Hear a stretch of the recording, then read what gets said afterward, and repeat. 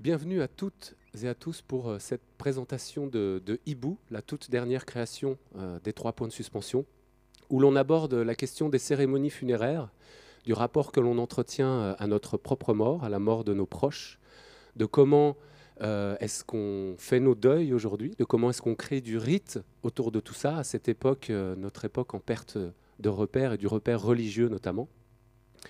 Donc nous, on a passé pas mal de temps à organiser des rencontres, des recueils de témoignages, des expérimentations, des recherches autour de ces sujets.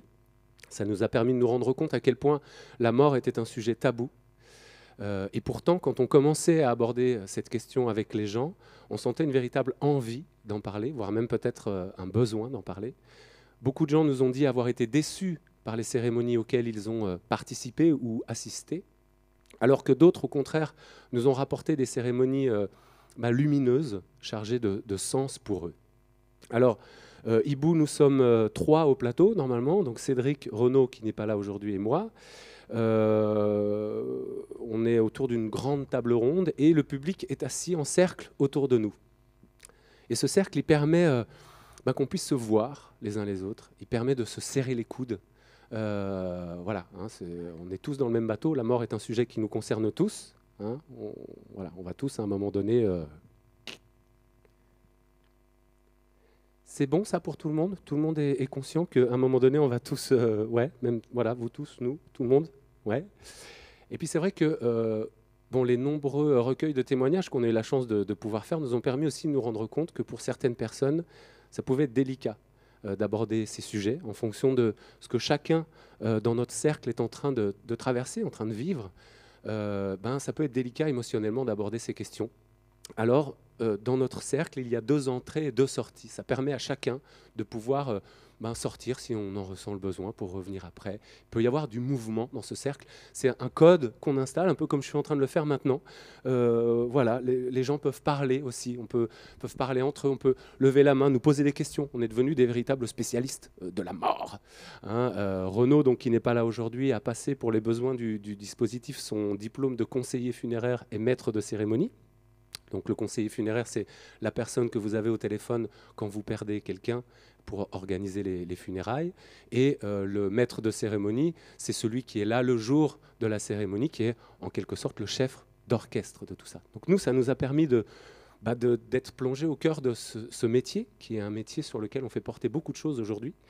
Et puis, voilà, de devenir, on peut répondre à toutes les questions, y compris des questions législatives. Qu'est-ce qu'on peut faire, qu'est-ce qu'on ne peut pas faire quand on organise une cérémonie, quels sont les nouveaux rites que l'on peut créer. Voilà, l'idée de Hibou, c'est ça, c'est de mettre ces sujets au centre de la table pour pouvoir en pleurer ensemble, pour pouvoir en rire ensemble. Et c'est vrai que ce qui est pratique, hein, quand on s'attaque à un sujet comme on l'a fait de manière un peu frontale, la mort, hein, comme on ne sait pas vraiment ce qu'il y a après, on peut dire à peu près ce qu'on veut. Voilà, donc je suis Jérôme Collou, musicien et comédien, aujourd'hui avec Cédric Cambon qui s'occupe de la lumière, du son, du décor pour Hibou, qui est musicien également, qui est, je le dis aussi en passant, hein, peut-être ça peut rassurer un petit peu, qui est titulaire de son diplôme de premier secours, comme le PSC1. le PSC1, voilà, donc hein, la présence rassurante de Cédric avec nous hein, en ces temps obscurs, troublés, ça compte. Alors, il y a une personnalité qu'on aime bien interpeller dans Hibou. C'est un mort célèbre qui est encore très présent autour de nous à travers les nombreuses inventions dont il est l'auteur et qui constitue le monde moderne dans lequel nous vivons. Il est l'inventeur du kinétoscope, l'ancêtre du cinéma. Il est l'inventeur du phonographe. C'est peut-être un peu grâce à lui, d'ailleurs, que vous pouvez nous voir à travers ces vidéos aujourd'hui. Il est l'inventeur de l'ampoule électrique, l'ampoule E27, qui est l'ampoule la plus vendue encore aujourd'hui en France. Le E, c'est pour Edison. Thomas Edison, voilà, l'homme aux 1093 brevets, inventeur génial, personnage controversé. Il a inventé tout un tas de trucs, voilà, la brosse à dents électrique, le grille-pain, l'appareil à raclette, la chaise électrique, c'est lui aussi la chaise électrique. Et En 1879, Thomas Edison invente l'ampoule électrique. Quelques années plus tard, il va créer la General Electric, qui va alimenter le premier foyer de New York, le premier quartier de New York en électricité. Et l'arrivée de la lumière et de l'électricité dans les foyers, dans les rues, va chasser cette part d'ombre propice à l'apparition de phénomènes étranges et inexpliqués. L'électricité va chasser les fantômes. Et pourtant, paradoxalement, elle va en permettre l'apparition de nouveaux. C'est cette radio qui s'allume toute seule, ce réveil matin qui prend des initiatives, ces objets jusque-là en panne qui se remettent à fonctionner, comme si les morts et les vivants avaient absolument besoin de continuer à communiquer ensemble. Thomas Edison est fasciné par ces histoires de communication avec l'au-delà. Il a eu entre les mains le livre des tables de Victor Hugo, le premier livre entièrement dicté par les esprits à cette époque, qui fait grand bruit. Thomas Edison, lui, il aimerait bien apporter une preuve scientifique. Le monde des médiums et tout ça, lui préférerait apporter une preuve scientifique de l'existence des morts autour de nous. Et à la fin de sa vie, il va passer beaucoup de temps, d'énergie et d'argent à tenter de mettre au point une machine, le nécrophone. Il est persuadé qu'en créant une machine suffisamment puissante, on pourra entendre les voix de l'au-delà. Et avec son collaborateur le plus proche, ils vont se dire, voilà, ils vont faire un pacte. Le premier des deux qui mourra tentera de rentrer en communication avec l'autre par l'intermédiaire du nécrophone. Alors, est-ce que Thomas Edison a su capter la 4G de l'au-delà? Est-ce que le livre des tables de Victor Hugo a vraiment été dicté par les esprits? Mais au fond, nous, la question qu'on aime bien se poser, c'est plutôt à quelle nécessité répondent ces espaces de communication que l'on crée entre les morts et les vivants.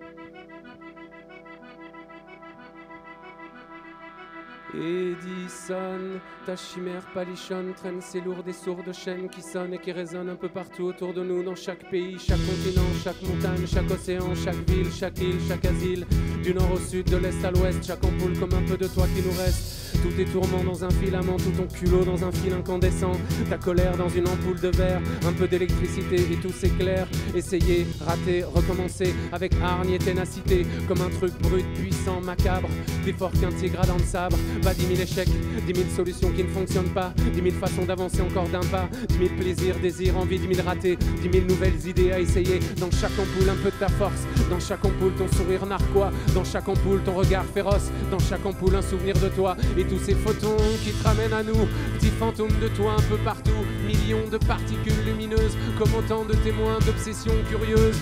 Edison, clic, fait l'interrupteur et clac, tu réapparais.